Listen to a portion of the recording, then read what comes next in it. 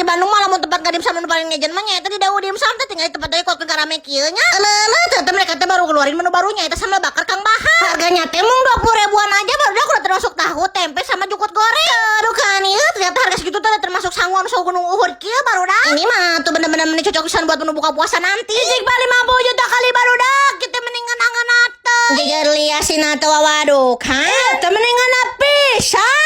Komo deui lamun si tahu tempe nama barang digalakeun jeung si sangu nama.